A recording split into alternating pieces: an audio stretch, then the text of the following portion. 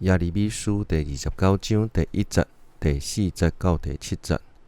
第1节，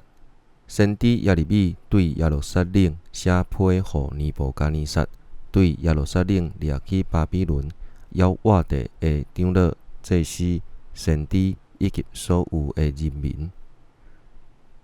上主万军的统帅以色列的上帝，甲所有对耶路撒冷受掠去巴比伦的人安尼讲：